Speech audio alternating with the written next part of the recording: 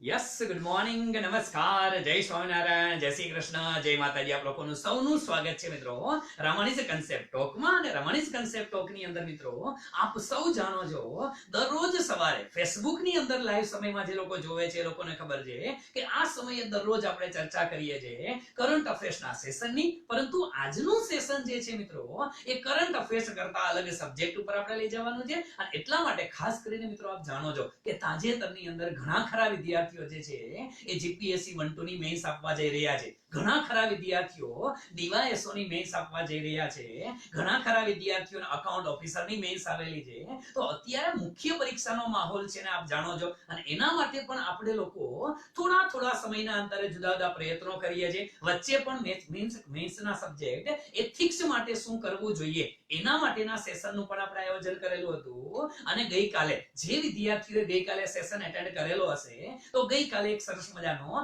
English subject માટેના સેશનનું પણ આયોજન કરેલું હતું એટલે જે વિદ્યાર્થીઓ હજી એ સેશનનો લાભ નથી લઈ શક્યા એ લોકો માટે એવા જ સેશન હજી પણ આપણે ગોઠવવાના છીએ એટલે આજનો સેશન જે છે મિત્રો એને આપણે ટોટલી લઈ જઈએ છીએ એથિક્સ વિષય ઉપર યસ મિત્રો આગળ ઉપરના લેક્ચરની અંદર આપણે એથિક્સની બે ત્રણ મુદ્દાઓની વાત કરેલી હતી પહેલા સેશનની અંદર આપણે સિલેબસ સમજેલા હતા લાસ્ટ લેક્ચરની અંદર આપણે એથિક્સના બેઝિકની વાતો કરેલી હતી અને આજના સેશનની અંદર એથિક્સની સાથે સંકળાયેલો ખૂબ જ અગત્યનો ટોપિક મિત્રો એ છે ઇન્ટિગ્રિટી યસ મિત્રો આ ઇન્ટિગ્રિટી શું છે આજે આપણે થોડીક એની વાતો કરવી છે તો આ ઇન્ટિગ્રિટી એથિક્સના સ્પેશિયલ સેશન અને ઘણી વખત એમ લાગે છે કે સર આ ઇન્ટિગ્રિટી જે છે અને જીપીએસસી ની સિલેબસની અંદર તો આખો એક મોટો ટોપિક છે મિત્રો ઇન્ટિગ્રિટી એને કઈ રીતે ન્યાય આપવો એની આજે આપણે સંપૂર્ણ ચર્ચા કરવાના છીએ અને રાબેતા મુજબ જુદા જુદા પ્રકારના લોટ્સ ઓફ ઉદાહરણ સાથે કારણ કે આપ બધા જાણો છો મિત્રો એથિક્સ છે ને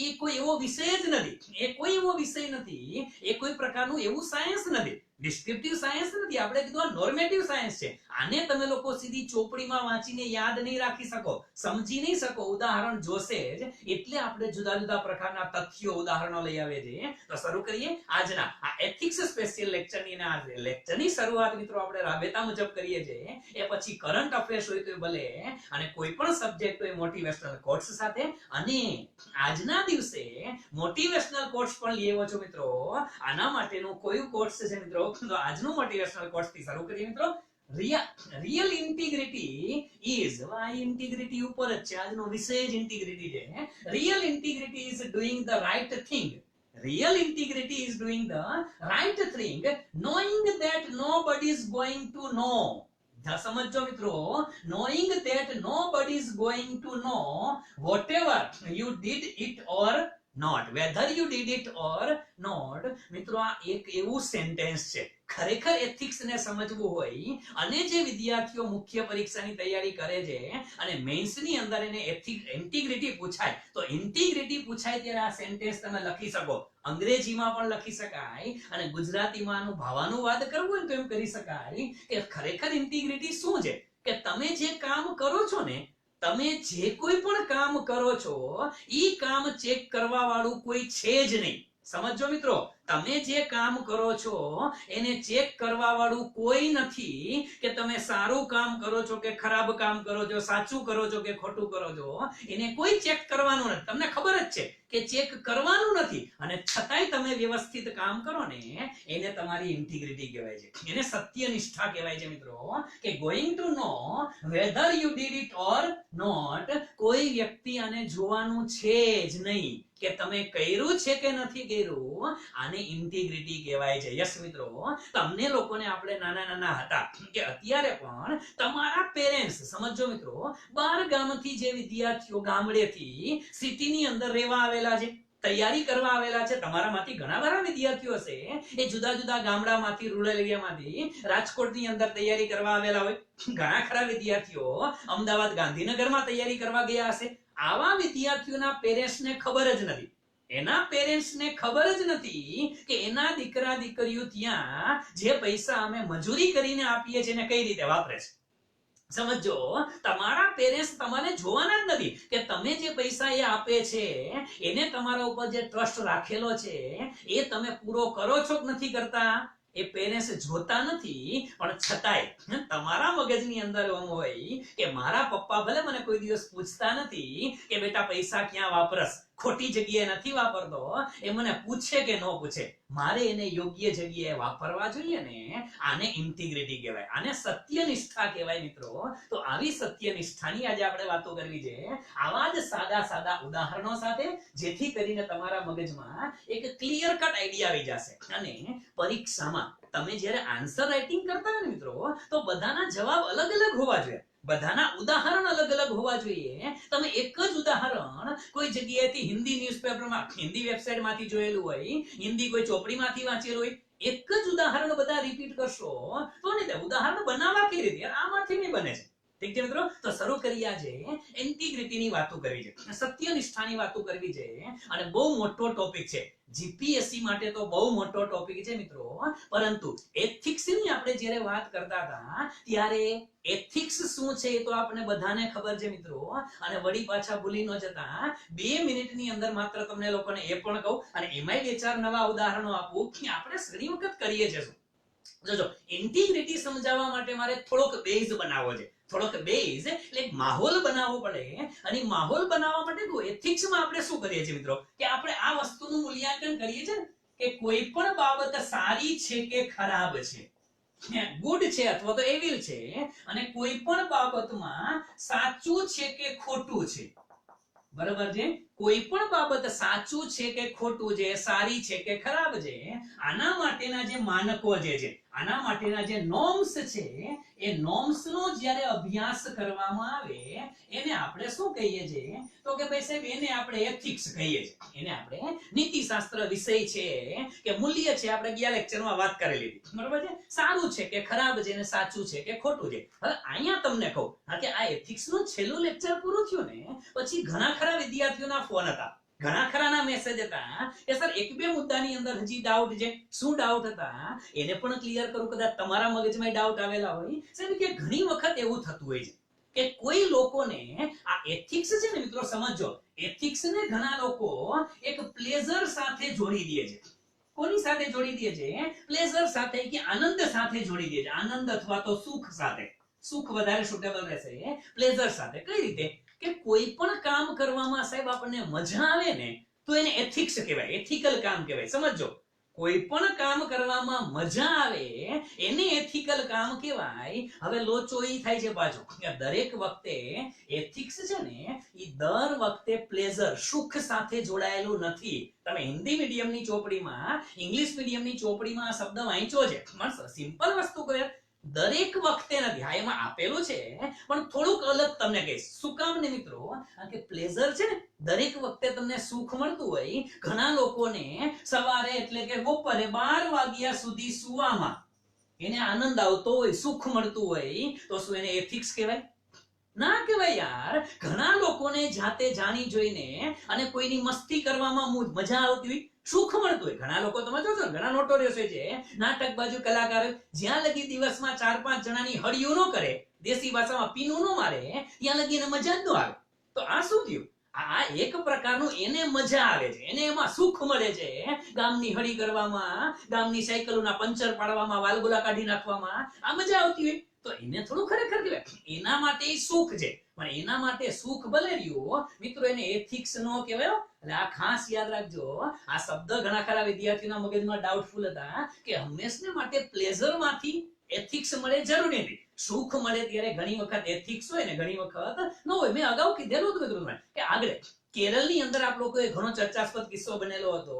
પેલી જે હાથણી હતી, જે ગર્ભવતી હાથણી હતી, અને એને કોઈ વ્યક્તિએ મજા આવે એટલા માટે તેને શું હતું, એને મોઢામાં વિસ્ફોટક વસ્તુ નાખી અને જમવાની સાથે વિસ્ફોટક નાખીને ખવડાવી દીધું હતું, અને એ હાથણીનું ડેથ થઈ ગયું. પાણીની અંદર 3 દિવસ સુધી તડપડતી રહી અને ડેથ થયું. તો ખરેખર જે વ્યક્તિ એને વિસ્ફોટક ખવડાવેલા હતા એને તો આનંદ મળ્યો ને, પણ એ ખરેખર એથિક્સ કહેવાય નથી મિત્રો. એટલે એથિક્સ જે છે એ પ્લેઝર સાથે જોડાયેલું નથી. તમે ઉદાહરણ આપો ત્યારે જોજો.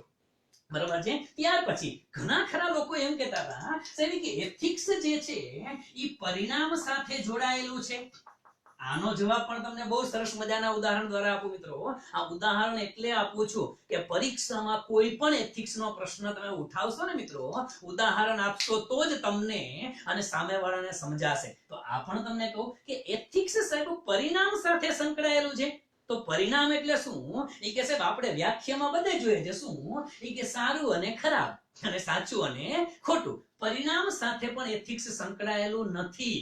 શું કામ ને એક સિમ્પલ ઉદાહરણ તમને લોકોને આપો મિત્રો કે ઘણી વખત એક વસ્તુ તમને કહું, અને આના માટે મિત્રો પરિણામ કરતા છે ને મિત્રો એક શબ્દ કહેશે, એક જર્મન તત્વ વિચારક જે છે, અને તમે બધા એને ઓળખો છો કાંત. જર્મન વિચારક, જર્મન ફિલોસોફર જે કાંતને આપણે ક્યારેક કાંત ઉપર વાત કરશું મિત્રો, ક્યારેક અરસ્તુ ઉપર પણ આપણે વાત કરશું, ક્યારેક આપણે સુકરાત ઉપર પણ વાત કરશું. સરસ મજાના થિંકર્સ છે મિત્રો આ બધા, પણ સમય મળે ત્યારે, અત્યારે ને અત્યારે માત્ર એટલું કહું, જર્મન વિચારક કાંતે એવું કીધેલું હતું કે એથિક્સ જે છે ને, એથિક્સ કે ઇન્ટિગ્રિટી, આ ઇન્ટિગ્રિટીમાં લાગુ પડે છે એટલે લઉં છું, પછી કહેતા નહીં. એથિક્સ ઇન્ટિગ્રિટી બનાવતા બનાવતા અહીંયા ક્યાં વ્યા ગયા? આમાંથી જ આપણે ઇન્ટિગ્રિટીમાં જવું પડશે. ઠીક છે. હવે જર્મન વિચારક કાંતે એવું કીધું. શું કીધું? કે કોઈ પણ કામ તમે જ્યારે કરો છો ત્યારે પરિણામ મહત્વનું નથી. સમજો મિત્રો, ત્યારે પરિણામ મહત્વનું નથી, પરંતુ તમારી નિયત કેવી છે ને એ મહત્વની છે. શું મહત્વનું છે? તમારી નિયત કેવી છે એ અગત્યની છે. અને જો તમારી નિયત સારી હોય ને તો એને સારું જ કહેવાય. હવે આવા ઉદાહરણ તમારે લખવા હોય અને કાંતના નામ સાથે લખવા હોય તો લખી શકાય. સિમ્પલ વસ્તુ કહું, માની લ્યો કે તમે રસ્તા ઉપરથી ક્યાંક નીકળો છો, તમે બહારગામ જવા માટે ક્યાંક નીકળ્યા અને નાનો એવો પુલ આવે છે, ને પુલ નદી છે, નાની એવી નદી છે, અને નદીની ઉપર પુલ છે. પુલ ઉપરથી તમારી ગાડી નીકળે છે અને તમે જોવો છો કે એક બે વ્યક્તિઓ જે છે એ નદીમાં પડી ગયા છે. એને તરતા આવડતું નથી. સમજો, એને તરતા આવડતું નથી ને ડૂબતા હોય એવું લાગે છે, અને બચાવો બચાવની બૂમ પાડે છે. તમે અહીંયાથી ગાડી જોવો છો, તમે તમારી ગાડી સ્ટોપ કરી નાખો છો. ગાડી સ્ટોપ કરી અને સમજો તમે સીધા જ છલાંગ મારી અને નદીમાં પડો છો. હા, એના માટે તમને તરતા આવડવું જરૂરી જ. બાજુ આપને નો આવડતું તો નો પડે બાજુ. હા, એ એથિક્સ માં નો આવે. સમજો, અહીંયા લાવશે. હું તમને કહું છું, તમને તરતા આવડે છે અને તમે અંદર પડો છો તરવા માટે. એ લોકોને બચાવવાના પ્રયત્ન કરો છો. સમજો, એને બચાવવાના તમે પ્રયત્ન કર્યા, પણ તમારા પ્રયત્નને પરિણામે માની લ્યો કે એ લોકો બચી ગયા, તો આપણે એમ કહીએ કે સાહેબ એનું પરિણામ સારું આવ્યું. સમજો, તમારા પ્રયત્નને પરિણામે એ લોકો બચી ગયા તો પરિણામ સારું આવ્યું, તો એ કે સાહેબ એને સત્યનિષ્ઠા કે એથિક્સ આવું કહેવાય. ઓકે, સારું પરિણામ આવે તો એથિક્સ કહેવાય. અને કદાચ તમે એને બચાવી ન શક્યા, સમજો તમારા પ્રયત્ન છતાંય બચી ન શક્યા, અને પરિણામ તો ખરાબ જ આવ્યું. એ લોકોની આ ડેથ થઈ ગયું, તમારા પ્રયત્નો પૂરા હતા, તો શું આને અનએથિકલ કહેવાય? ના મિત્રો, પરિણામ સાથે એથિક્સ ને લેવા દેવા નથી. અહીંયા પરિણામ ગમે તે હોય, પણ તમારી નિયત કેવી હોવી જોઈએ? નિયત સારી હોવી જોઈએ, તો એને એથિક્સ કહેવામાં આવે છે. તો આ વસ્તુ પણ મિત્રો મગજની અંદર યાદ રાખજો કે એથિક્સ જે છે ને એમાં તમે તમારા કર્તવ્યનું પાલન કરો છો. કર્તવ્યનું પાલન કરો છો, બસ એ અગત્યનું છે. તો તમારા કર્તવ્ય શું છે એનું પાલન કરવું જોઈએ, એ અગત્યનું છે. અને જે તે વિદ્યાર્થીઓના મગજમાં આ પ્રશ્ન હતો કે સર ખરેખર એથિક્સ ની અંદર આ સારું શું છે ને ખરાબ શું છે, સાચું શું છે ને ખોટું શું છે, એ જ ઘણી વખત ખબર નથી પડતી. તો એના માટે તમને એક વસ્તુ કહું સાહેબ, કે સારું શું ને સાચું શું એ ખબર ન પડતી હોય ને તો એમાં તમારો કોઈનો વાંક નથી. જનરલ સેન્સ ની અંદર આપણને ખબર નથી પડતી. એક સિમ્પલ ઉદાહરણ આપો, તમને મજા આવશે ઉદાહરણ આપવાના માટે. રિયલ ઘટના કહો. 1952 નું વર્ષ મિત્રો, સમજો 1952 ના વર્ષની અંદર દેશ આઝાદ થયો ત્યારે એ વખતે છે મિત્રો રેલવેની હડતાલ પડી હતી. રેલવેના કર્મચારીઓ એ હડતાલ ઉપર ઉતરી ગયા હતા, અને એ હડતાલ પડી ત્યારે એના યુનિયનના લીડર હતા કોણ? હવે એ વખતે તો એક જ વ્યક્તિ હતા ભાઈ, જયપ્રકાશ નારાયણ. આ ઘણી આઈટમ હતા ભાઈ, આપણે ઘણી વખત વાતો કરી હતી. જેપી નારાયણ, જેપી ત્યારે યુનિયનના લીડર હતા. હવે થયું શું મિત્રો કે ઘણી બધી માંગણીઓ હતી, રેલવેની ઘણી બધી માંગણીઓ હતી. દેશ આઝાદ થયા પછી નવી નવી વસ્તુઓ, નવી નવી જૂની અંગ્રેજોની શરતો હતી, જે ભારતના જે કર્મચારી હતા રેલવેના એને સૂટ નહોતી થતી. એટલે એ લોકોએ હડતાલ કરી અને હડતાલ કરી પછી યુનિયનના લીડર તરીકે જયપ્રકાશ હતા. જયપ્રકાશે સરકાર વતી વાતચીત કરવા માટે એની સાથે આવ્યા હતા કોણ? તો કે રફી અહેમદ. આ યાદ રાખજો, જયપ્રકાશે રફી અહેમદ સાથે મીટિંગ કરી. આની એરે મીટિંગ કરી અને મીટિંગ સરકાર વતી રફી અહેમદ હતા. રફી અહેમદ સાથે મીટિંગ કરી અને હડતાલ પૂર્ણ થઈ. હડતાલ પૂરી થઈ, સમજૂતી થઈ ગઈ. સમજૂતી થયા પછી લોચો ચાલુ થયો. સમજો, હું તમને કહેવા શું માંગુ છું કે સમજૂતી થયા પછી લોચો થયો. શું લોચો થયો? કે સમજૂતી તો થઈ ગઈ, હડતાલ આટોપી લીધી, બધા લોકો કામે લાગી ગયા, રેલવેની અંદર કામ ચાલુ થઈ ગયું. જ્યારે પગારની વાત થઈ તો જ્યારે પગાર કરવામાં આવ્યો ને ત્યારે હડતાલના જે દિવસો હતા એ હડતાલના દિવસોનો પગાર આપવામાં ન આવ્યો. હવે પગાર આપવામાં આવ્યો અને જયપ્રકાશ તો તમને ખબર છે, આ તો મોટા ગજાનો નેતા યાર. ઇમરજન્સી જે 1975 માં લાદવામાં આવી હતી ઈ કોના લીધે? જયપ્રકાશના કારણને લીધે આપવામાં આવી હતી. ઇમરજન્સી ઇન્દિરા ગાંધીએ લગાવી દીધી. એ શું કામ ને? કારણ કે જયપ્રકાશે ત્યારે આંદોલનની ચીમકી આપેલી હતી કે નહીં છોડેંગે, સિંહાસન ખાલી કરો. આ વાત એને કરેલી હતી. એટલે એ વખતે પ્રાઇમ મિનિસ્ટરે ડરી ગયા હતા. અને આ તો એવા છે, ઇન્દિરા ગાંધી ડરે એવું નહીં. આ તો જવાહરલાલ નહેરુ સાથે કામ કરેલા વ્યક્તિ અને એક મોટા ગજાના નેતા, કોંગ્રેસના મોટા ગજાના નેતા. બધા લોકો ડરતા હતા એનાથી. એનાથી ભૂલ થઈ કે સાલું સમજૂતીમાં આ તો આપણે નક્કી જ નથી કર્યું, ભૂલાઈ ગયું આપણાથી. જયપ્રકાશથી ભૂલાઈ ગયું કે આનું વિચારવું જોઈએ અને પગાર ન મળ્યો. સમજૂતી થઈ ગઈ હતી, પગાર ન મળ્યો. પશ્ચાતાપ કરવા માટે જયપ્રકાશ જે છે ઈ સેના ઉપર ઉતરી ગયા. તો કે ઉપવાસ શરૂ કર્યા. એના એક મિત્ર હતા, એનું નામ તમને કહું, ડોક્ટર દિનેશ મહેતા કરીને હતા. એના મિત્ર હતા, નામ યાદ ન રાખો વાંધો નહીં, પણ એના મિત્રની એને ઉપવાસ ચાલુ કર્યા. અને એ ઉપવાસ ચાલુ કર્યા ને તો જોત જોતામાં બધાને ખબર પડી, મોટા ગજાનો નેતા હતો એટલે બધા લોકો મળવા આવે. જુદા જુદા લોકો મળવા આવ્યા મિત્રો. એની અંદર એક ખાસ તમને લોકોને ખબર હશે, કોલંબિયા યુનિવર્સિટીમાંથી રિચર્ડ પાર્ક કરીને એક વ્યક્તિ આવ્યા હતા. કોલંબિયા યુનિવર્સિટીમાંથી રિચર્ડ પાર્ક કરીને વ્યક્તિ બહુ વિદ્વાન વ્યક્તિ હતો. આમ તો તત્વચિંતક હતો અને મોટો વિચારક હતો. એ આવ્યા. હવે એ જયપ્રકાશની ખબર અંતર પૂછવા આવ્યા કે શું કામ ઉતરા છો, આ છે તે છે. ઈ કે મારે એક પ્રશ્નનો જવાબ જોઈએ છે. સમજો, જયપ્રકાશને એક પ્રશ્નનો જવાબ જોતો તો કે માણસે સારું શા માટે થવું જોઈએ. સમજો મિત્રો, માણસે સારું શા માટે થવું જોઈએ. ઈ કે હું સારો થવા ગયો, મેં આ લોકોની હડતાલનું સમાધાન કર્યું અને છતાંય પગારનું નુકસાન થયું. તો માણસે સારું શું કામ થવું જોઈએ? મારે આનો જવાબ જોઈએ છે. હવે આ એનો પ્રશ્ન હતો. એટલે એથિક્સ છે આજકાલનું નથી, પણ ત્યારે હતું કે શા માટે થવું જોઈએ. આપણે કહીએ છીએ સારું ખરાબ ના માનકો, સારું શા માટે થવું જોઈએ, આ બધી વાતો એને કરી. હવે એની પાસે તો જવાબ હતો નહીં, રિચર્ડ પાર્ક પાસે જવાબ નહોતો. એ વખતે મિત્રો આપ લોકો જાણતા હશો, બહુ એક વ્યક્તિ, અને જે વ્યક્તિને તમે લોકો બહુ સારી રીતે ઓળખતા હશો, લુઈ ફિશર. આ લુઈ ફિશરને તમે લોકો સારી રીતે ઓળખો છો. આ કે ગાંધીજીના જે કોઈ સત્યાગ્રહો થયા, જે મહાત્મા ગાંધીની જે કોઈ પ્રવૃત્તિઓ હતી અને ખાસ કરીને સત્યાગ્રહની પ્રવૃત્તિ, એ સત્યાગ્રહ વિશે ખૂબ જ સરસ મજાનું લખાણ કર્યું છે. હા, અને લખાણ જે કર્યું છે એ ટુ ઝેડ ગાંધીજીના તમામ સત્યાગ્રહોને બહુ વ્યવસ્થિત લખનાર આ લુઈ ફિશર નામનો અંગ્રેજ વ્યક્તિ અને ગાંધી ભેગો એ તો આશ્રમની અંદર બેસી અને મહાત્મા ગાંધી એને ચટણી ખવડાવે કાતરાની, અને તો એ બેઠા બેઠા ખાઈ લે, જાતે વાસણ સાફ કરી નાખે. આવો ચિંતક અને આ વ્યક્તિ ખૂબ જ મોટો લેખક હતો. એને પૂછવામાં આવ્યું, એ પણ એને મળવા આવ્યા જેપીને. બધા જાતા હતા કે હું આટો મારતો હોઉં. જેપીને મળવા આવ્યા ને એને કીધું કે ભાઈ સારું શું, માણસે સારું શા માટે થવું જોઈએ. મિત્રો લુઈ ફિશર પાસે પણ એ વખતે જવાબ નહોતો. અને આ વસ્તુ છે. અને પછી તો થોડોક સમય ગયો અને જયપ્રકાશે પોતાની જે છે એ જયપ્રકાશે પોતાની આખી જે હડતાલ ઉપવાસ બધું હતું એ આટોપી લીધું હતું. બધા સમજાવટ પણ મેઇન વસ્તુ એ છે મિત્રો કે આ જવાબ જે છે ને એ તો આવા તત્વચિંતકો નહોતા આપી શક્યા. એટલે આપણે બહુ એવી અપેક્ષા નહીં રાખવાની કે છે હું ટુ ધી પોઈન્ટ આપી શકું. અલગ અલગ ડાયમેન્શન છે, અને એ અલગ અલગ ડાયમેન્શન છે એટલે સબ્જેક્ટને વ્યવસ્થિત સમજવો અગત્યનો છે. ઠીક છે મિત્રો, જરૂર પડે ત્યારે આવા ઉદાહરણ છે ને એ તમારે આપવા. કારણ કે આમ તો જો કે ડીવાયએસઓ ની પરીક્ષા જે છે એમાં તમને આટલું બધું નથી. અગર જીપીએસસી 1 2 વાળા અને યુપીએસસી વાળા છો મિત્રો, એને તો આટલું ડેપ્થમાં જવું જ પડશે. એટલે મિત્રો અકાઉન્ટ ઓફિસર વાળાએ જવું જ પડશે ભાઈ. માત્ર ડીવાયએસઓ વાળાએ હળવું કરવાનું. કેવું હળવું કરવાનું? તો હું તમને વાત કરવા માંગુ છું આજે ઇન્ટિગ્રિટી.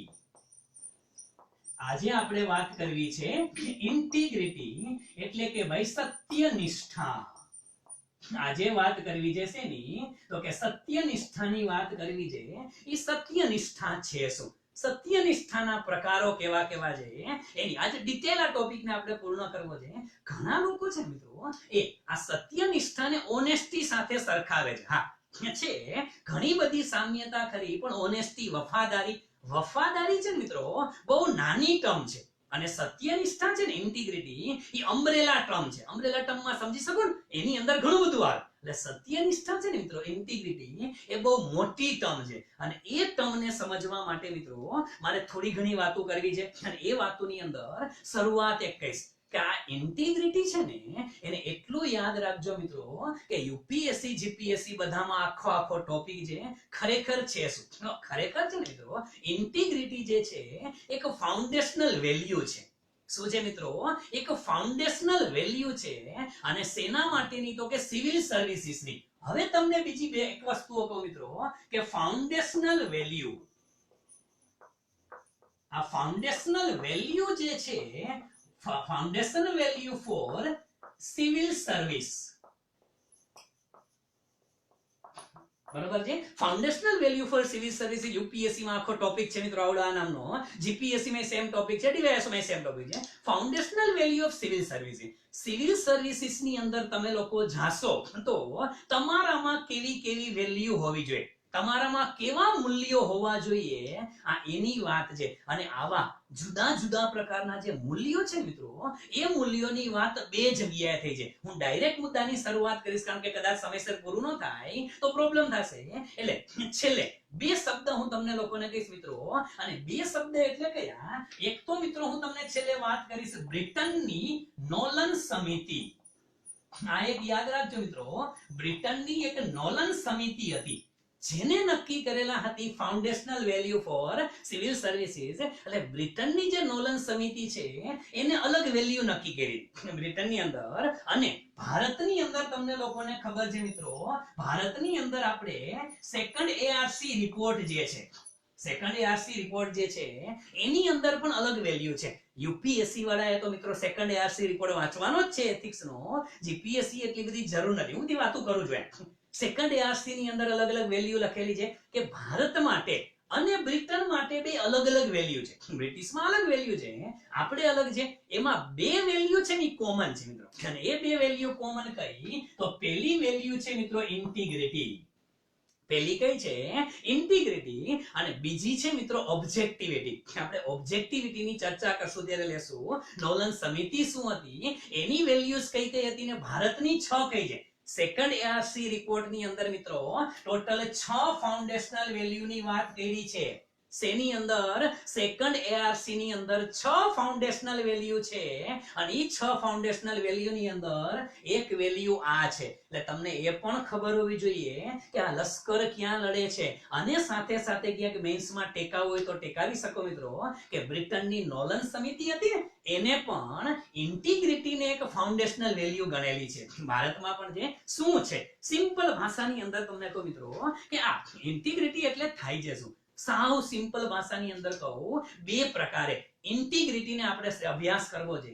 એક તો વ્યક્તિગત સંદર્ભમાં, અને બીજું ઓર્ગેનાઇઝેશનના સંદર્ભમાં. એટલે વ્યક્તિના સંદર્ભમાં ઇન્ટિગ્રિટી શું છે અને સંસ્થાના સંદર્ભમાં ઇન્ટિગ્રિટી શું છે, એની પણ આપણે તમને વાત કરવી છે મિત્રો. તો શું છે? સાવ સાદી ભાષામાં કહું, જો વ્યક્તિના દ્રષ્ટિકોણથી જોવો તો જેવા તમારા વિચાર હોય ને એવો જ તમારો વ્યવહાર હોવો જોઈએ. તમારો વિચાર જે છે એવો જ તમારો વ્યવહાર હોવો જોઈએ. એટલે કે તમારું કન્ડક્ટ જે છે ને એ તમારા વિચાર મુજબનું વર્તન તમારું હોવું જોઈએ. આચરણ તમારું વિચાર મુજબનું હોવું જોઈએ. સાદી ભાષામાં હું તમને લોકોને કહું કે શું કહું કે કોઈ પણ વિદ્યાર્થીએ કે કોઈ પણ લોકોએ પાન, મસાલા, સિગરેટ પાન મસાલા સિગરેટ પીવી જોઈએ નહીં. આવું હું જાહેરમાં કહેતો હોય, અત્યારે લેક્ચરમાં કહેતો હોય, મારા વિદ્યાર્થીઓને ક્લાસમાં પણ કહેતો હોય, અને ક્લાસમાં તો ઘણા જાણતા હશે ઈ કે સાહેબ ક્લાસમાં પાન મસાલો ખાઈને આવે અંદર તો 100 રૂપિયા દંડ છે, અને ઘણાઈને તો 9 મહિના એ લોકોના એડમિશન કેન્સલ કરવાના દાખલા એ છે. કદાચ કેન્સલ થયા છે લોકો સાંભળતા હોય તો એને લાગશે કે હા વાતે સાચી, હારું આપણે આમાં હતા. પણ મિત્રો કહેવાનું એ છે કે પાન મસાલા સિગરેટ ન ખાવા જોઈએ, પાન મસાલો ન ખવાય, સિગરેટ ન પીવાય. હું ક્લાસમાં આવી મીઠી વાતો કરું અને બહુ મોટી વાતો કરતો હોય, ક્લાસમાં હું વાતો કરતો હોય કે પાન મસાલો આ છે ને તે છે, સિગરેટ બિગરેટ આવું ન કરાયા છે તે છે, બધું કરું. જેવા લેક્ચર પૂરો થાય, બહાર નીકળો અને તમે પાનની દુકાને પહોંચો, અહીંયા રામાણી સાહેબ ખુદ પાન મસાલો ચડાવીને ઊભા હોય, અહીંયા પાનની પિચકારીઓ મારતા હોય, એ વળી પાછી વિમલ, હા દાને દાને में केसर का स्वाद, હારું ખબર નથી પડતી કેસર નાખીને ખવડાવે છે શું, પણ ક્યાં છે વસ્તુ છે. હું પાન મસાલા ચડાવી ઊભો હોય અને હું 2-4 પિસ્તોલ ઠપકારતો હોય, અને હવામાં શું બોલો ધુમાણા હવામાં ધુમાણા ઉડાડતો હોય પિક્ચરની સ્ટાઇલ થી, તો શું થયું મિત્રો? તો અહીંયા યાદ રાખજો, હું જે કહું છું મારા વિચારો અલગ છે. હું વિચારું છું અલગ કે પાન મસાલો બીડી સિગરેટ નો પીવા જાય, પણ હું જે વિચારું છું એવું મારો વ્યવહાર છે તો કે નથી વ્યવહાર. તો એનો મીનિંગ શું થયો કે જો વિચાર અને વ્યવહાર એક જ હોય તો એનામાં ઇન્ટિગ્રિટી છે, તો એનામાં સત્યનિષ્ઠા છે. પણ વિચાર અને વ્યવહાર અલગ હોય તો મિત્રો એનામાં ઇન્ટિગ્રિટી નથી. આ તમે યાદ રાખી લેજો, આ ખાસ અગત્યનું છે. પરીક્ષા દરમિયાન આપણે ઘણી વખત વિદ્યાર્થી એક મિત્ર બીજાને કહેતો હોય કે મોટા પરીક્ષામાં ચોરી ન કરે, આ છે તે છે, કોઈ દિવસ ચોરી ન કરાય, જેટલા પર્સન્ટેજ આવે એ છે, શિક્ષા છે, બધું કરે. અને જેવું પેપર હોય, ચાલુ પેપરની અંદર આપણો ભાઈબંધી મોટી કરતો હોય કે ચોરી ન કરાય ને ફેલ થાય તો ભલે થતા આમ છે તેમ છે, ચાલુ પરીક્ષાની જ આવડી માઇક્રો કોપી લઈને પકડાય. ઈ જ માઇક્રો કોપી લઈને પકડાતો હોય મિત્રો, તો શું થયું એનો મીનિંગ? એનામાં પોતાનામાં વિચાર અલગ છે અને એનું આચરણ, એનો વ્યવહાર કેવો છે અલગ છે. તમે જેવું વિચારો છો એવો જ તમારો વ્યવહાર હોવો જોઈએ, તો એને ઇન્ટિગ્રિટી કહેવાય. એને શું કહેવાય મિત્રો? સત્યનિષ્ઠા કહેવાય. અને આ ખાસ યાદ રાખજો કે જે હું નિયમ પાડું છું, જે હું બોલું છું એ મારે પાડવું જોઈએ, તો જ હું સત્યનિષ્ઠ કહેવાય, નહીતર હું સત્યનિષ્ઠ કહેવાય નહીં. એક બીજું ઉદાહરણ તમને લોકોને આપું મિત્રો, આ પણ અગત્યનું છે. માની લ્યો કે અત્યારે આપણે કોઈની ક્રિટિસાઇઝ નથી કરતા, પણ સિમ્પલ તમે બધાએ જોયેલું હશે. આ ઉદાહરણ તમે હું આપું છું ન લગતા પરીક્ષામાં, કે માર્ક્સ નહીં મળે. માની લ્યો અત્યારે વાતો થાય છે મિત્રો કોરોનાની મહામારીને પરિણામે, તો કે માસ્કની વાતો થાય છે. ઓકે, અત્યારે બીજી વાતો થાય છે સેના માટેની, તો કે સોશિયલ ડિસ્ટન્સની વાતો થાય છે. ઓકે, હવે માસ્કની વાતો હું કરતો હોય, હું સોશિયલ ડિસ્ટન્સની વાતો કરતો હોય, અને રસ્તા ઉપર કોક તમને ભેગા થાવ, હું જ માસ્ક પહેર્યા વગર આંટો મારું તો નો ચાલે મિત્રો. આ વાજબી નથી. અહીંયા હું સત્યનિષ્ઠ નથી, હું સોશિયલ ડિસ્ટન્સિંગ નો ભંગ કરતો હોય તો સત્યનિષ્ઠા નથી. પછી ભલે પરિસ્થિતિ એ છે કે સરકાર પરિપત્ર બહાર પાડે અને આપણા રાજનેતાઓ જે છે એ નેતાઓ મિત્રો, આપણે કોઈ આના ઉપર કોમેન્ટ્સ નથી કરતા, માત્ર તમને સમજાય એટલે કહું છું. આના માટે કોઈ ટિપ્પણી કાંઈ કરવાની જરૂર નથી, કોમેન્ટ્સ કરવાની કઈ જરૂર નથી. હા, કારણ કે આનું ન કરે અને પરીક્ષામાં આવું લખાય નહીં, પાછું સમજવા માટે છે. ખાલી ઉદાહરણ નવા બનાવી લેવાના આના ઉપર, તમને યાદ આવી જાય. બરોબર છે? રાજનેતાઓ જે છે મિત્રો એ નો માસ્ક પહેરે, નો સોશિયલ ડિસ્ટન્સિંગ નું કોઈ પાલન કરે, અને રેલી હોય તો રેલીની અંદર પછી એવું નથી એક પ્રદેશ પ્રમુખે, આમાં બધાય ચોરના ભાઈ ઘંટી ચોર જેવું જ છે યાર. તમે કોઈ પણ પક્ષની અંદર લ્યો, પછી જે હોય તે, તમે બીજેપી ના હતા, તમે કોંગ્રેસના હોય કે કોઈ પણ વોટેવર, પાછે એની સભાઓ થાય છે, એની મીટિંગો થાય છે, એ પાર્ટીના અધ્યક્ષ જે છે કે કાર્યકારી અધ્યક્ષ લોકો છે, એ લોકો ખુલ્લેઆમ રખડે છે અને ટોળા ભેગા કરે છે. તમે હું એનો વિરોધ નથી કરતો, ચૂંટણી નજીક આવે છે તો તમારી પ્રવૃત્તિઓ કરો, પરંતુ મિત્રો વસ્તુ એ છે કે સોશિયલ ડિસ્ટન્સિંગ જાળવો યાર, થોડુંક જાળવવું જોઈએ. આ સત્યનિષ્ઠા છે. આપણે લોકોને એમ કહીએ છીએ કે તમારે સોશિયલ ડિસ્ટન્સ જાળવવું જોઈએ, નવરાત્રી નહીં થવા દે, રથયાત્રા નહીં નીકળી શકે, જગન્નાથની રથયાત્રા ના નીકળે તો પર્સનલ રેલી ના કાઢવી જોઈએ. સમજાય છે? what I mean to say is that આ ઉદાહરણ સ્વરૂપે છે. પરીક્ષામાં આવું લખતા નહીં પાછા, આ તો તમને મગજમાં ઉતરી જાય એટલે ઉદાહરણ આપ્યું છે. એટલે આમાં આપણે કોઈ પક્ષનો વિરોધ પણ નથી કરતા, રિયાલિટી છે. આની થોડી ઘણી વાત કરી સમજાવવા માટે આપણો હેતુ છે. તો કહેવાનું એ છે કે તમે જે વિચારો છો એવું જ તમારા વ્યવહારમાં આવે તો એને ઇન્ટિગ્રિટી કહેવાય, એને સત્યનિષ્ઠા કહેવામાં આવે છે. ઘણી વખત તમે લોકો જોતા હશો, ઘણા લોકો શું હોય, ઓલી પરીક્ષાની તૈયારી કરતા હોય, સમજો પરીક્ષાની તૈયારી કરતા હોય, અથવા તો ઘણી વખત અત્યારે પણ કોઈ એસ્પાયરન્ટ હોય, પરીક્ષાની તૈયારી કરતા હોય, કે નોર્મલ પીપલ છે, એ નોર્મલ પીપલ જે છે એ પરીક્ષાની તૈયારી કરતો હોય ત્યારે છોકરો એમ કહેતો હોય કે ભ્રષ્ટાચાર કોઈ દિવસ ન કરવો જોઈએ, કોઈ દિવસ લાંચ ન લેવી જોઈએ, આ છે તે છે, એ કે સરકારી ખાતું જ આવું છે, એ કે સરકારમાં પૈસા વગર કોઈના કામ નથી થતા, આ છે ને તે છે ને ફલાણું છે ને ઢીકડું છે ને પૂરું, આવી ઘણી મોટી મોટી વાતો કરતો હોય. અને ગામમાં સરકારને વખોડી કાઢતા હોય કે કર્મચારી બધા આવા જ છે ને પોલીસમાં લાંચ લે, ડોક્ટર વાળા લાંચ લે, ને તલાટી મંત્રી લાંચ લે, ને બધાય લાંચ લે છે, કે આમ દેશ હાલતો છે, આવું છે તેવું છે. એ જ વ્યક્તિ જ્યારે પોસ્ટ ઉપર પહોંચી જાય ત્યારે પોતે વિચારતો ભૂલી જાય, અને આ પોસ્ટ ઉપર પહોંચ્યા પછી એ પોતે પણ લાંચ લેવાનું શરૂ કરી દે, તો એનો મીનિંગ શું થયો મિત્રો? તો એનો મીનિંગ એ થયો કે એ વ્યક્તિમાં સત્યનિષ્ઠા નથી. તમે અત્યારે એમ કહો છો કે કોઈ પણ સરકારી અધિકારીએ લાંચ ન લેવી જોઈએ તો ન જ લેવાની, તમે પહોંચો તો નહીં લેવાની. કોઈ પણ વ્યક્તિ અત્યારે એમ વિચારતો હોય કે નેતાઓ જે છે કે ગામડાના સરપંચ થી માંડીને બધા આવી ગયા, સરપંચ થી માંડી MP હોય, MLA હોય, એ કે બધા લોકો સરકારી ગ્રાન્ટ માંથી પૈસા ખાઈ જાય છે, આ છે તે છે, આપણે બધું કહેતા હોય છે. કઈ વાંધો નહીં, તમે જેદી સરપંચ બનો કે તમે જેદી એમાં જાઓ તેથી તમે ન ખાતા, તમે ત્યારે એમાંથી કઈ કરપ્શન ન કરતા, તો તમે સત્યનિષ્ઠ છો.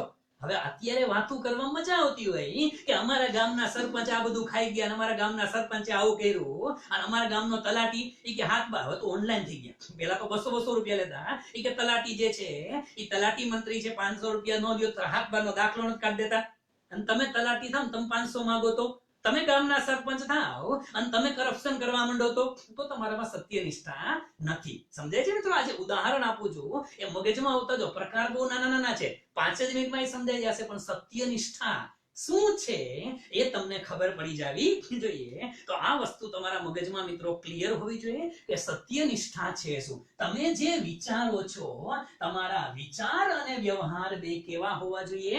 સરખા હોવા જોઈએ.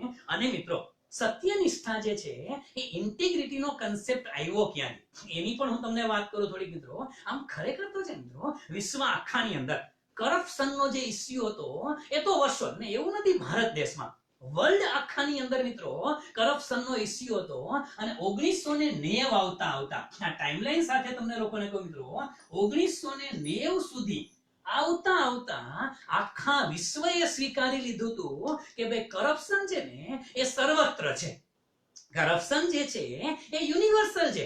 આખી દુનિયાનો સૌથી મોટો પ્રશ્ન કરપ્શન નો છે, આવું આખી દુનિયાએ સ્વીકારી લીધું. અને દુનિયાએ સ્વીકારી લીધું ને એટલે એક શબ્દ લખાવું છું, પરીક્ષામાં લખવા કામ લાગશે તમને લોકોને મિત્રો, અડધો માર્ક્સ વધી શકે. અને એ શબ્દ એટલે કયો મિત્રો? તો કે ખાસ કરીને 1993 માં 1993 ની અંદર એક સમજૂતી થઈ હતી. શું હતું? United Nations Convention against corruption. શું હતું મિત્રો? United Nations Convention, United Nations Conventions against corruption, United Nations Convention against corruption. આ એક સમજૂતી થઈ, અને આ સમજૂતી દરમિયાન મિત્રો યુનિવર્સલી કરપ્શન જે છે એને સ્વીકારી લેવામાં આવ્યું હતું કે છે, આના માટે કંઈક કરવું જોઈએ. અને એટલા માટે મિત્રો આ આખી દુનિયાએ સ્વીકાર્યું ને, એટલે મિત્રો યાદ રાખજો કે 1990 પછી મિત્રો એક શબ્દ હતો, આપણે જેને ગવર્નન્સ કહેતા હતા. આપણા મગજની અંદર શું હતો? ગવર્નન્સ. એ ગવર્નન્સ ને બદલે મિત્રો એક નવો શબ્દ આવ્યો. કયો શબ્દ? તો કે ગુડ ગવર્નન્સ. હવે આ આખો એક પાછો પ્રશ્ન છે યુપીએસસી નો કે ગવર્નન્સ અને ગુડ ગવર્નન્સ માં શું ડિફરન્સ છે. હું તમને એક ત્રીજો શબ્દ પણ કહીશ મિત્રો, ethical governance. Governance, good governance, અને હવે તો એનાથી ની આગળ છે એથિકલ ગવર્નન્સ. અને જ્યારે આ ગુડ ગવર્નન્સ આવ્યું ને મિત્રો, ત્યારથી એથિક્સ આવ્યું, ત્યારથી ઇન્ટિગ્રિટીનો કન્સેપ્ટ ક્લિયર થયો કે કોઈ પણ સિવિલ સર્વન્ટ છે એ સિવિલ સર્વન્ટમાં સત્યનિષ્ઠાનો ગુણ હોવો જોઈએ. આ બધી વસ્તુ આવી. તો આ વસ્તુથી તમને ખબર તો પડે મિત્રો કે ઇન્ટરનેશનલી જે પ્રશ્નો હતા એના આધારે આ ઇન્ટિગ્રિટીને સ્વીકારવામાં આવી છે. હવે તમને કહું, ઇન્ટિગ્રિટી જે છે મિત્રો એના જુદા જુદા પ્રકાર છે, અને ખાસ કરીને જોવા જાવ મિત્રો તો ઇન્ટિગ્રિટીના, યસ, હવે આને જવા દો, પણ આ શબ્દ મગજમાં રાખજો. વિચાર એવો જ તમારો વ્યવહાર, અથવા તો જેવો વિચાર છે એવું જ તમારું આચરણ હોવું જોઈએ. આને સાઈડમાંથી હટાવી લઉં છું, એક આટલું રાખું છું એટલે મને યાદ આવે કે છેલ્લે મારે થોડીક આની વાત કરવાની છે, બરોબર છે. નોલન સમિતિ અને સેકન્ડ આરસી રિપોર્ટની ઇન્ટિગ્રિટી જે છે મિત્રો, એ ઇન્ટિગ્રિટીને બ્રોડલી વેચવા જાવ, ઇન્ટિગ્રિટીને બ્રોડલી જો તમે વેચવા જાવ ને તો બે પ્રકારની ઇન્ટિગ્રિટી આવે છે. કઈ ઇન્ટિગ્રિટી? એક આવે છે મિત્રો ઇન્ડિવિડ્યુઅલ ઇન્ટિગ્રિટી. હવે આ યાદ રાખજો મિત્રો, ઇન્ડિવિડ્યુઅલ ઇન્ટિગ્રિટી છે પહેલી ઇન્ટિગ્રિટી છે ને, એને શું કહેવામાં આવે છે? Individual integrity. એટલે કે વ્યક્તિગત સત્યનિષ્ઠા જે છે એ છે. અને સેકન્ડ જે છે ને મિત્રો, એને કહેવામાં આવે છે ઓર્ગેનાઇઝેશનલ ઇન્ટિગ્રિટી. એટલે કે ઓર્ગેનાઇઝેશનલ સંસ્થાકીય સત્યનિષ્ઠા શું છે, આ બેયને આપણે સમજવા છે. હવે સમજો મિત્રો, આમાંથી સૌથી વધુ અગત્યનું છે ને એ શું છે? એ કઈ છે? Individual integrity. કોઈ પણ સિવિલ સર્વન્ટમાં પણ હોવી જોઈએ અને માણસમાં પણ હોવી જોઈએ. કારણ કે અત્યારે ગુડ ગવર્નન્સ અને એથિકલ ગવર્નન્સ છે મિત્રો, એ માત્ર સરકારી ખાતા માટે નથી. એથિક્સ જે છે એ સરકારી સંસ્થાને પણ લાગુ પડે ને પ્રાઇવેટને પણ લાગુ પડે છે મિત્રો. વ્યક્તિને, સિવિલ સર્વન્ટને લાગુ પડે, મને પણ લાગુ પડે ને તમને પણ લાગુ પડે, બધાને લાગુ પડે છે. એટલે માત્ર સિવિલ સર્વિસીસના પોઈન્ટ ઓફ વ્યૂથી ન લેતા, બધાને લાગુ પડે છે. અને એમાં મિત્રો સૌથી પહેલો મુદ્દો એટલે કયો? તો કે સૌથી પહેલી ઇન્ટિગ્રિટી જે છે એને કહેવામાં આવે છે મોરલ ઇન્ટિગ્રિટી. આ ઇન્ડિવિડ્યુઅલની હું વાત કરું છું મિત્રો. ઇન્ડિવિડ્યુઅલ ની અંદર પહેલી ઇન્ટિગ્રિટી એટલે કઈ ઇન્ટિગ્રિટી? તો કે સત્યનિષ્ઠા, મોરલ, નૈતિક સત્યનિષ્ઠા કોને કહેવાય? હવે એને ઉદાહરણ આપીને સમજાવું છું. આ કે મિત્રો પરીક્ષામાં યુપીએસસી માં અને જીપીએસસી માં બંનેમાં આ પ્રશ્ન પૂછાણો છે કે શબ્દ સમજાવો સત્યનિષ્ઠા. જો મિત્રો, અને આપણે તો 200 શબ્દમાં લખવાના છે. સત્યનિષ્ઠા વિશે કંઈ પૂછે તો 200 શબ્દ લખવા હોય તો તમારે પ્રકાર કેવા જ પડે, અને દરેક પ્રકારમાં નાના નાના ઉદાહરણ આપી દેવાના. કેવી રીતે? મોરલ ઇન્ટિગ્રિટી કોને કહેવાય મિત્રો? તો એની તમને વાત કરું કે મોરલ ઇન્ટિગ્રિટી છે ને મિત્રો, એ મૂલ્યાંકન ઉપર છે. કોના ઉપર? મૂલ્યાંકન ઉપર. કઈ રીતે? કે જે રીતે તમે પોતાનું મૂલ્યાંકન કરો છો, સમજો, જે માપદંડથી પોતાનું મૂલ્યાંકન થાય તે જ રીતે બીજાનું મૂલ્યાંકન કરવું. સમજો, આમાં એક એક સેન્ટેન્સ લખતો જાય છે એટલે તમને ખબર પડે. જે દ્રષ્ટિકોણથી તમે તમારું મૂલ્યાંકન કરો એવી જ રીતે તમારે બીજાનું મૂલ્યાંકન કરો ને તો એને શું કહેવાય? એને મોરલ ઇન્ટિગ્રિટી કહેવાય. શું કહેવાય? Moral integrity. સિમ્પલ ઉદાહરણ આપો. માની લ્યો અમે લોકો નાના નાના હતા ત્યારે ઝઘડા થતા, શેરીમાં ઝઘડા બગડા થતા હોય, છોકરાઓ ઝઘડે. હવે તો છોકરાઓ બહાર જ નથી નીકળતા, કોવિડ ને લીધે ને આમે નથી નીકળતા. પણ જૂના જમાનાની અંદર બાળકોના ઝઘડા થતા, ધડબલાટી બોલી જાય. બાળકોના ઝઘડા થાય એટલે એના પેરેન્ટ્સના ઝઘડા થતા તમારે જો યાદ કરજો. જોઈ આવું તમે જોયેલું હશે, કારણ કે તમે બધા એક જ જનરેશનના છે આપણે. હવે એટલે બાળકોના ઝઘડા થાય એટલે પેરેન્ટ્સ આવી જાય, અને પેરેન્ટ્સ આવે એટલે શું કરે? સામસામા કરે કે તમારો છોકરો આવો છે ને તમારો છોકરો તોફાની છે ને આ ને તે ને થોડા ઢૂંઢ ચાલુ, ડિસુમ ચાલુ થઈ જાય કે તમારો છોકરો આવો છે ને તમારો છોકરો આવો છે, અને મારો છોકરો તો બહુ ડાયો. સમજો, મારો છોકરો તો બહુ જ ડાયો છે. આવી વાત થાય. અને એવો જ પ્રશ્ન પાછો કોનો હોય? સામે વાળાનો એ જ પ્રશ્ન હોય કે અમારો છોકરો ડાયો છે ને તમારો છોકરો આવો છે. ખરેખર મૂલ્યાંકન થાય ને મિત્રો, તો મૂલ્યાંકન બંનેનું સરખું થવું જોઈએ. કોઈ ડખો થયો હોય, માથાકૂટ થઈ હોય તો ખબર હોય છે ભાઈ તમારો આટલો વાંક છે ને મારો આટલો વાંક છે. આ તો આપણે એમ કે મારો કઈ વાંક જ નથી, એટલે એમ થોડું ચાલે. તમારો વાંક છે તો એ સ્વીકારો ને એનો છે તો એ સ્વીકારો. આને મોરલ ઇન્ટિગ્રિટી કહેવાય. એક બીજું ઉદાહરણ આપું તમને સમજાય છે. ઉદાહરણ આપું મિત્રો. માની લ્યો ઘણી વખત છે મિત્રો આ ભારત જેવા દેશની અંદર ઘણી બધી દુર્ઘટના બને અને વચ્ચે તમને લોકોને ખબર હશે કે કોઈ પણ પ્રકારની રેલવેની અંદર દુર્ઘટના બને. હવે રેલવેની દુર્ઘટના બને ત્યારે તમે જોજો મોટા ભાગે આ ભારત દેશની અંદર આ બનાવ બન્યો છે. એટલે તમને કહું રેલવેની અંદર જેવી દુર્ઘટના બને એટલે વિપક્ષ વાળા શું કરશે તો કે વિપક્ષ વાળા એમ કહે કે રેલ મંત્રી રાજીનામું આપે. સમજો એ શું કહેશે રેલ મંત્રી રાજીનામું આપે. આ માપદંડ નક્કી થઈ ગયો કે રેલવેની મોટી દુર્ઘટના બને તો જવાબદાર એ કે રેલવે મંત્રી છે રાજીનામું આપે. અને ભારતમાં તો અપવેલા પણ જો તમને ખબર છે અપવેલા છે. શું કામ એ કે આ દુર્ઘટના બની એટલે વિપક્ષે કીધું હવે સરકાર ચેન્જ થઈ ગઈ. સમજો હવે સરકાર ચેન્જ થઈ ગઈ. જે તે વખતે કોંગ્રેસની સરકાર હતી અને કોંગ્રેસ સરકારની અંદર રેલવેની દુર્ઘટના થઈ અને એ વખતે એનડીએ સરકાર હતી. એનડીએ સરકારે આક્ષેપો કર્યા. વિપક્ષ એનડીએ હતી. એનડીએ વિપક્ષમાં હતું એને આક્ષેપો કર્યા રાજીનામું આપો. એને કોંગ્રેસના મંત્રીઓ પાસે રાજીનામા માંગી લીધા અને લેવડાવ્યા ખરા. હવે એનડીએ ની સરકાર આવી. સમજી ગયા છો એનડીએ ની સરકાર આવી અને રેલવેની દુર્ઘટના થઈ. કોંગ્રેસે આક્ષેપ લગાવ્યા કે ભાઈ રેલવે મંત્રી રાજીનામું આપે. ઈ કે નહીં આપું લે. સમજો એ વ્યક્તિએ જ્યારે સામેના પક્ષમાં આવી દુર્ઘટના બની ત્યારે એને રાજીનામું મગવી લીધું અને લેવડાવે પાર કર્યો. અને પોતાનો વારો આવે તો હું જ રેલ મંત્રી છું અને મને ખબર છે ભૂતકાળમાં મેં ઓલા લોકોના રાજીનામા લેવડાવ્યા હતા. હવે મારા ઉપર આ થયું અને કોઈ કોર્ટમાં કેસ દાખલ થયો હોય તો એમ નો લઈ ગયે એમ રાજીનામું ન આપું કા ઈ કે કોર્ટમાં કેસ કરો સાબિત થાય તો. શું છે મિત્રો સમજો કોઈ વ્યક્તિ લાંચ રૂશ્વતની અંદર પકડાઈ જતો હોય તો આવા સંજોગોમાં સીધા શું કીધીએ સસ્પેન્ડ કરી નાખો કે રહેશે એને ડિસમિસ કરી નાખો સસ્પેન્ડ કરી નાખો નો આલે આ છે તે જે આપણે એવી વાતો કરી અને આપણે પકડાય તો કે હું તો બે કસૂર છું ગુનેગાર નથી. કોર્ટમાં સાબિત કરો પછી એક્શન લેજો. એટલે તું પોતે હોય તો કોર્ટમાં સાબિત થાય પછી એક્શન લેવાના અને સામેવાળો હોય તો એ કે તાત્કાલિક રજા આપો. આને શું કહેવાય મિત્રો આને મોરલ ઇન્ટિગ્રિટી કહેવાય છે. સમજો મોરલ ઇન્ટિગ્રિટી ની અંદર શું યાદ રાખવાનું કે જે રીતે તમે તમારું મૂલ્યાંકન કરો એવી જ રીતે તમારે બીજાનું મૂલ્યાંકન કરવું જોઈએ. એટલે એને શું કહે છે મિત્રો મોરલ ઇન્ટિગ્રિટી કહે છે. ઠીક છે મિત્રો સમજાઈ ગયું હશે. બીજું ઇન્ડિવિડ્યુઅલ ની અંદર બીજી ઇન્ટિગ્રિટી આવે છે મિત્રો અને એને નામ આપવામાં આવે છે પ્રોફેશનલ ઇન્ટિગ્રિટી. એને શું કહેવામાં આવે છે મિત્રો એને કહેવામાં આવે છે પ્રોફેશનલ ઇન્ટિગ્રિટી.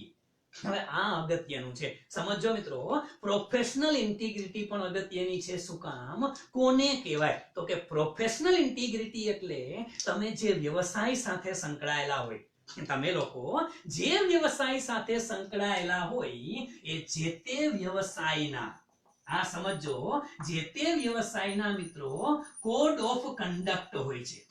શું હોય છે જે વ્યવસાયમાં સંકળાયેલા હોય એનો એક કોડ ઓફ કન્ડક્ટ હોય છે. ઈ કોડ ઓફ કન્ડક્ટ નું તમારે પાલન કરવું જોઈએ. તો આને પ્રોફેશનલ ઇન્ટિગ્રિટી કહેવાય. સિમ્પલ વસ્તુ મેં અગાઉ પણ તમને લોકોને ઘણી વખત વાત કરેલી હશે અને હમણાં એક બે દિવસ પહેલા જ આ મુદ્દાની કદાચ વાત થઈ હતી અને એ મુદ્દો એટલે કયો કે કોઈ પણ ડોક્ટર છે. હવે આપણે લોકોને ખબર છે મેડિકલ કાઉન્સિલ ઓફ ઇન્ડિયાની આપણે વાત કરી હતી અને એની જગ્યાએ નેશનલ મેડિકલ કમિશન બન્યું ત્યારે પણ કીધેલું હતું મિત્રો સેશનની અંદર કે કોઈ પણ ડોક્ટર છે મિત્રો કોઈ પણ ડોક્ટર છે તો ડોક્ટરે પણ મિત્રો જે તે વખતે મેડિકલ કાઉન્સિલ ઓફ ઇન્ડિયા 1956 ની અંદર એમસીઆઈ ના ધારા ધોરણો હતા. એને શપથ લીધેલી હતી કે હું ડોક્ટર તરીકે શપથ લઉં છું આયુર્વેદનો ડોક્ટર છું. હું આયુર્વેદની પ્રેક્ટિસ કરીશ ક્યારેય એલોપેથીની પ્રેક્ટિસ નહીં કરું. એને શપથ લીધેલા છે. એની કોડ ઓફ કન્ડક્ટ છે એને પાલન કરવું પડે મિત્રો. પાલન કરવું પડે કે આયુર્વેદનો ડોક્ટર હોય હોમિયોપેથીનો ડોક્ટર હોય તો એને એલોપેથીની પ્રેક્ટિસ ના કરવી જોઈએ. શપથ લીધા છે તમે એ શું છે એને કહેવાય મિત્રો પ્રોફેશનલ ઇન્ટિગ્રિટી. યાદ રાખજો ઉદાહરણ આપવામાં મજા આવશે તમને પરીક્ષામાં અને એક માર્ક કટ નહીં થાય મિત્રો. એનું કારણ છે કે યુપીએસસી માં એથિક્સ છે ને મિત્રો 160 આપે 250 માંથી. બહુ સારો સ્કોરિંગ સબ્જેક્ટ છે મિત્રો પણ ઉદાહરણ આપો તો તમને સમજાવવો જોઈએ સામેવાળા પરીક્ષકને ગળે ઉતરી જવું જોઈએ કે તમે શું કહેવા માંગો છો. આવા કોડ ઓફ કન્ડક્ટ ખાલી ડોક્ટરના થોડા છે. ડોક્ટરે જ્યારે શપથ લીધી હતી એમસીએ ની અંદર ત્યારે એને એ પણ શપથ લીધેલી હતી ખોટી દવા કોઈને નહીં લખું. કોઈને ખોટી દવા નહીં લખી શકું. આજની તારીખે તમે જોજો મિત્રો, આજની તારીખે આ લોકડાઉન થયું એટલે એની રિયાલિટી છતી થઈ ગઈ હતી મિત્રો. બાકી મોટા ભાગે કોઈ પણ પ્રેગ્નન્ટ લેડી હોય એની ડિલિવરી સિઝેરિયન થી જ થતી હતી. એની ડિલિવરી નોર્મલ ડિલિવરી હોય છતાં પણ ડોક્ટર દ્વારા સિઝેરિયન કરાવવામાં આવે. શું કામ? કારણ કે પેમેન્ટ વધારે મળે. આ શું છે? આ એના કોડ ઓફ કન્ડક્ટ નો અગેન્સ્ટમાં છે. એનામાં પ્રોફેશનલ ઇન્ટિગ્રિટી નથી એમ કહી શકાય. સમજો મિત્રો, નોર્મલ ડિલિવરીને સિઝેરિયન થી કરાવે તો શું છે? એથિક્સ નથી એનામાં સત્યનિષ્ઠા નથી, એ સાબિત થાય છે.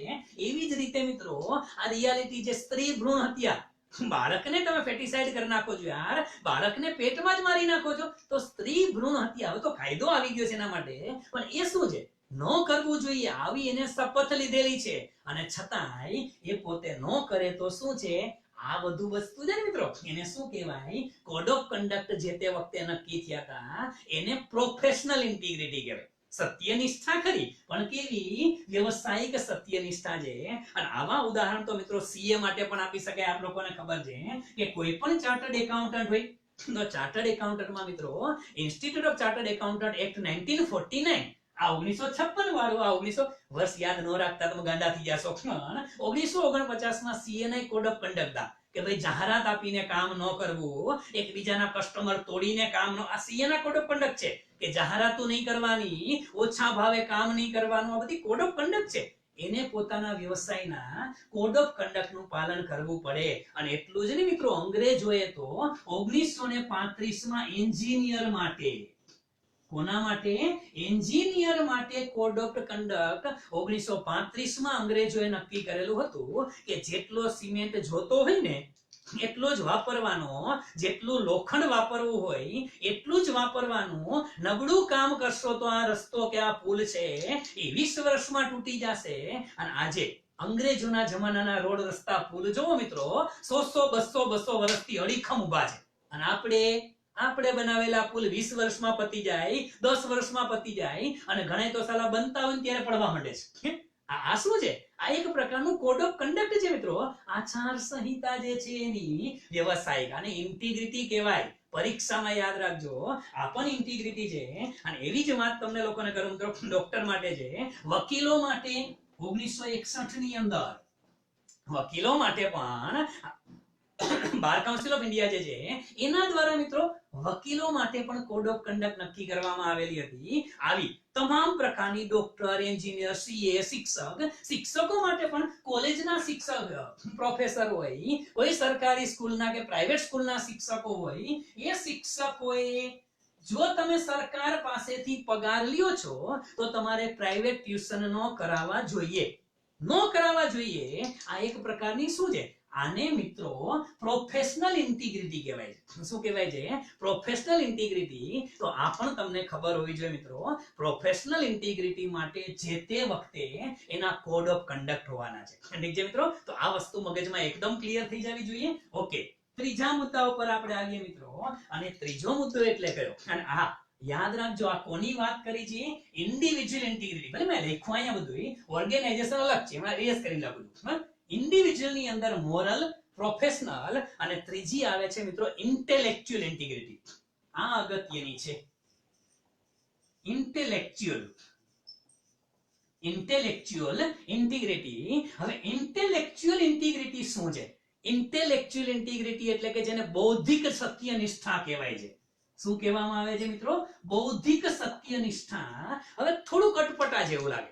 બૌદ્ધિક સત્યનિષ્ઠા છે ને, એ આમ 2-3 અલગ અલગ મેજરમેન્ટ થી આવે છે. કેવા 2-3 અલગ અલગ મેજરમેન્ટ એ હું તમને કહું. બૌદ્ધિક સત્યનિષ્ઠા એટલે શું છે કે ઘણી વખત છે ને આપણે કોઈ પણ કામ કરતા હોય ને એમાં વ્યક્તિને બદલે આપણે કામને મહત્વ આપીએ છીએ. કોને મહત્વ આપી?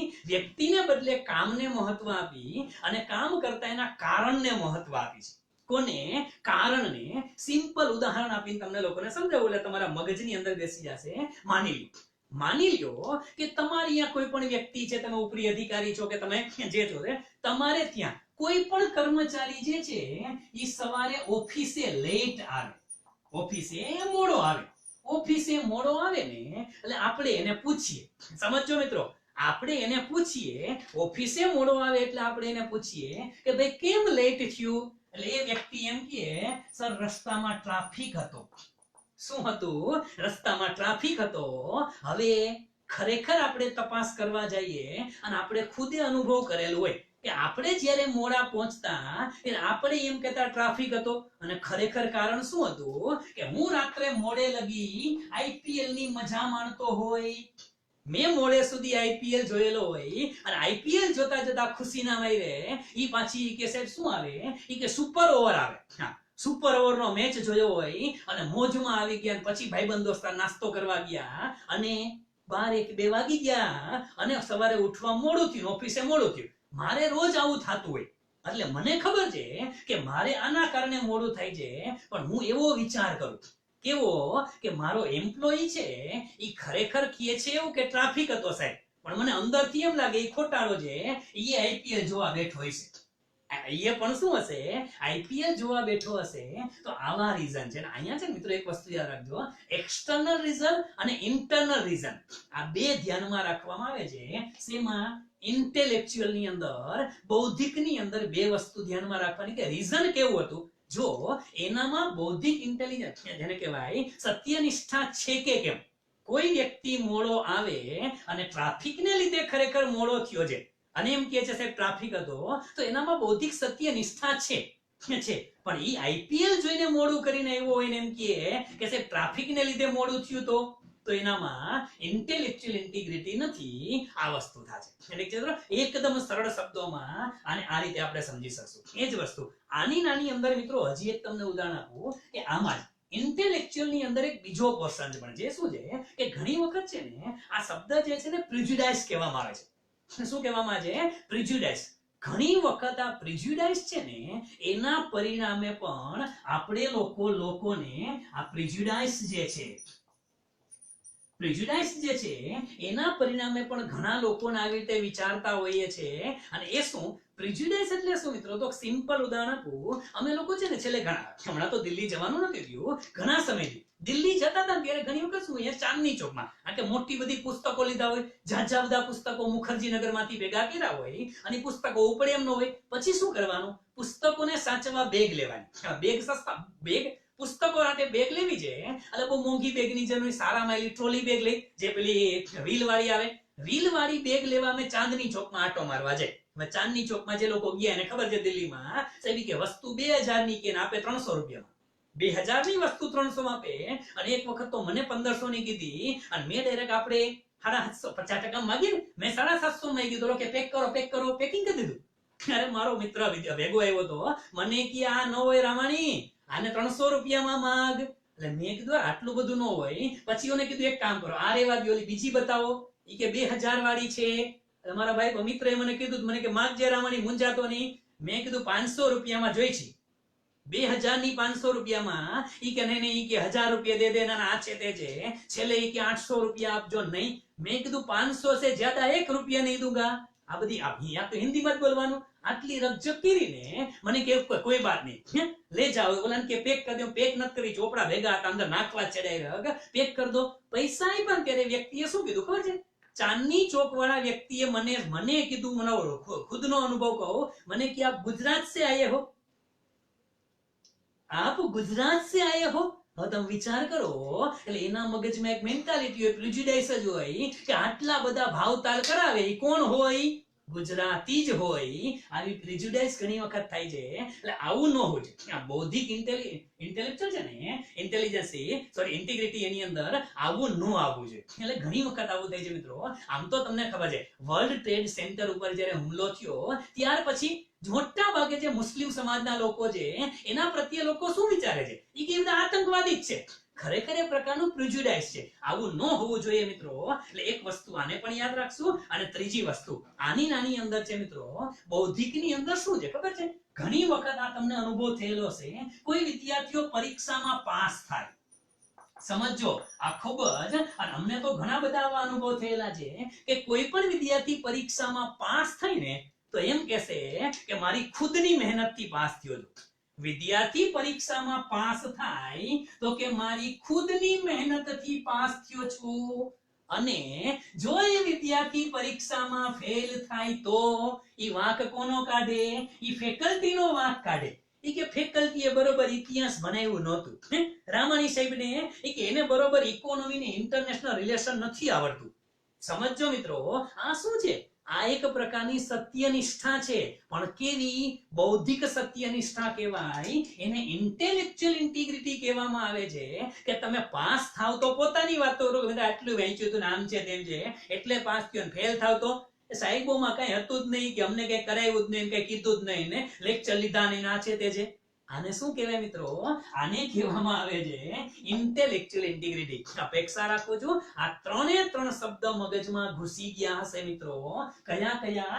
ઇન્ડિવિડ્યુઅલ ની અંદર ત્રણ પ્રકારની ઇન્ટિગ્રિટી. પહેલી છે મોરલ, બીજી પ્રોફેશનલ, અને ત્રીજી ઇન્ટેલેક્ચ્યુઅલ ઇન્ટિગ્રિટી. હવે આવતા રહ્યો અહીંયા કઈ જગ્યાએ? આ બધું તમે લખી નાખેલું હશે, ન લખ્યું હોય તો આટલી વસ્તુનો સ્ક્રીનશોટ પાડી લેજો ફટાફટ, એટલે તમને લોકોને કામ લાગે. ઠીક છે, હું ફટાફટ ઇરેઝ કરું છું કારણ કે સમય થતો આવે છે, આપણે લેક્ચર ફટાફટ પૂરું કરવું છે. 2 મિનિટનો આ ટોપિક છે, ચિંતા કરો, નાનું છે. ઓર્ગેનાઇઝેશનલ ઇન્ટિગ્રિટી કોને કહેવાય? ઓર્ગેનાઇઝેશનલ ઇન્ટિગ્રિટી એટલે મિત્રો યાદ રાખજો કે સંસ્થાના જે ગોલ છે, સમજો મિત્રો, ખૂબ જ અગત્યનો મુદ્દો જે છે. તમે કોઈ પણ જગ્યાએ સંસ્થામાં કામ કરતા હોય ને તો સંસ્થાના જે ગોલ છે એ સંસ્થાના ગોલ એ તમારા ગોલ હોવા જોઈએ. સંસ્થાના જે ગોલ છે એ તમારા ગોલ હોવા જોઈએ. આ વસ્તુનું ધ્યાન તમારે રાખવું પડે. તમે માની લ્યો કે કોઈ પણ કોમ્પિટિટિવ એક્ઝામિનેશન ની તૈયારી કરતી સંસ્થા છે, માની લ્યો મારી સંસ્થા છે, મારી સંસ્થામાં કામ કરતો કોઈ કર્મચારી હોય, મારો કોઈ એમ્પ્લોયી છે કે મારો કોઈ અધિકારી જે છે એ મારી સંસ્થામાં કામ કરે છે, તો એની સત્યનિષ્ઠા ક્યારે કહેવાય? કે મારા જે ગોલ છે ને, ઇન્સ્ટિટ્યૂટના ગોલ છે કે ગુજરાતમાંથી મેક્સિમમ છોકરાઓ આઈએએસ બનવા જોઈએ. અને જે વિદ્યાર્થીઓ યુપીએસસી અઘરું છે, જેને સિલેબસની લાઈન ટુ લાઈન સમજાવી, પ્રીવિયસ વર્ષના પેપર જોડાવી અને 25 વર્ષના પેપરના આધારે હું એમ કહેતો હોય કે બેટા યુપીએસસી સહેલું છે, તારાથી થઈ જશે. પ્રકાશ સેલજ જેવા વ્યક્તિઓ થઈ શકતા હોય, ગુજરાતમાંથી ઘણા વિદ્યાર્થીઓ થઈ શકતા હોય, તો તું થઈ શકીશ. આપણે એની આવી વાતો કરતા હોય અને મારો કર્મચારી લાઇબ્રેરીમાં બેઠા બેઠા, ઓફિસમાં બેઠા બેઠા કોઈ વ્યક્તિ એને મળવા આવે અને મારો કર્મચારી એમ કે મોટા આઈએએસ તો ન થાય, સાહેબ ભલે ને કહે, સાહેબ ભલે કહે તું જીપીએસસી પાસ નહીં કર, તું મોટા તલાટીની તૈયારી કર, તું મોટા કોન્સ્ટેબલની તૈયારી કર, આવો મારો સ્ટાફ કહે ને, તો એ મારા સ્ટાફની અંદર ઓર્ગેનાઇઝેશનલ ઇન્ટિગ્રિટી નથી. સંસ્થાના ગોલને વળગી રહેવું પડે અને કોઈ પણ એવી પ્રવૃત્તિ ન કરવી જોઈએ કે જેથી સંસ્થાની વેલ્યુમાં ખરોચ આવે. કોઈ પણ એવી પ્રવૃત્તિ ન કરવી જોઈએ કે સંસ્થાની જે ક્રેડિટ છે એ ઓછી થતી હોય. આને શું કહેવાય? આને ઓર્ગેનાઇઝેશનલ ઇન્ટિગ્રિટી કહેવામાં આવે છે મિત્રો. કે સંસ્થા પ્રત્યે કોઈ એવું કામ ન કરવું કે સંગઠન પ્રત્યે નકારાત્મકતા આવી જાય. તમે કોઈ એવું કામ કરો ને સંસ્થાની વેલ્યુ ખરાબ થાય તો આ ઇન્ટિગ્રિટી નથી. એક છેલ્લું ઉદાહરણ આપી મિત્રો, અને મારી વાતને હું ફટાફટ પૂરી કરીશ. આ વસ્તુ તમને લોકોને ખબર હોય, જે તે વખતે આ ઇમરજન્સી લાગેલી, ઇમરજન્સી પછી જ્યારે ઇન્દિરા ગાંધી ઉપર કેસ થયેલો હતો, ઇન્દિરા ગાંધી જ્યારે એના ઉપર કેસ થયો અને પહેલી વખત ભારતના કોઈ પ્રાઇમ મિનિસ્ટર કોર્ટની અંદર હાજર હતા, અને જ્યારે એને પ્રશ્નો પૂછવામાં આવતા હતા કે તમે આવું શું કામ કર્યું, ત્યારે ઇન્દિરા ગાંધીનો એક જ જવાબ હતો. શું જવાબ હતો? કે ભાઈ મેં ગોપનીયતા માટેની શપથ લીધી છે, મેં પદ અને ગોપનીયતા માટેની શપથ લીધી છે, એટલે હું ક્યારેય જાહેર નહીં કરું. પ્રાઇમ મિનિસ્ટરે જે ગોપનીયતાની શપથ લીધી હતી કે અમે શું કામ આવું કરીએ છીએ, ગોપનીય રાખવાનું છે, એ જાહેરમાં છતું ન કરવાનું હોય. તો થાય એવું, ભારતનો ઈસરોનો સાયન્ટિસ્ટ કોઈ રિટાયર થાય અને રિટાયર થયા પછી આખા ગામમાં પુસ્તકો બહાર પડે કે ઈસરોમાં તો આવું થાય છે ને આવું થાય છે, ને પરમાણુ બોમ્બનો રૂમ હોય એની ચાવી આની પાસે હોય છે, એ જાહેર ન કરાય. પરમાણુ રૂમની ચાવી કોની પાસે છે એને પોતાની આત્મકથામાં ન લખાય. લખે તો એનામાં ઓર્ગેનાઇઝેશનલ ઇન્ટિગ્રિટી નથી. આ તમને મગજમાં હોવું જોઈએ મિત્રો. તો આ વાત છે ઓર્ગેનાઇઝેશનલ ઇન્ટિગ્રિટીની. ઠીક છે મિત્રો, થોડોક મુદ્દોને ટૂંકાવું છું કારણ કે સમય પૂરો થાય છે, એટલે પણ સમજી શક્યા હશો કે ઓર્ગેનાઇઝેશનલ ઇન્ટિગ્રિટી કોને કહેવાય અને આખો ઇન્ટિગ્રિટીનો કન્સેપ્ટ શું છે એ પણ આપ લોકોને મગજમાં બેસી ગયો હશે. તો ઠીક છે મિત્રો, અહીંયા આપણે આ સેશનને પૂરું જાહેર કરીએ છીએ. વળી પાછા કોઈ પણ ટોપિક્સના ડાઉટ્સ હોય, કોઈ પણ શબ્દ હોય તો મિત્રો કોમેન્ટ બોક્સમાં કે મારા પર્સનલ મોબાઈલમાં ગમે ત્યારે મોકલી શકો છો અને આપણે મળતા રહેશું. આજના સેશનને ખતમ કરીએ છીએ. આપ લોકોનો ખૂબ ખૂબ આભાર અને ખાસ યાદ રાખજો મિત્રો, આ મેન્સની તૈયારી કરવા વાળા આપણા વિદ્યાર્થી મિત્રોને આ સેશન ફોરવર્ડ કરવાનું ભૂલતા નહીં. બહુ ઓછું કહું છું, ફોરવર્ડ કરવાનું, શેર કરવાનું, લાઈક કરવાનું બહુ ઓછું કહું છું. જરૂર હશે ત્યારે જ કહીશ કે ફોરવર્ડ કરી દેજો, એટલે એને પણ લાભ મળે. આપ લોકોનો ખૂબ ખૂબ આભાર. Have a nice day to all of you. અને અંતે મિત્રો, જય ભારત, જય હિન્દ, જય જય ગરવી ગુજરાત, જય જય ગરવી Gujarat. Thank you very much friends.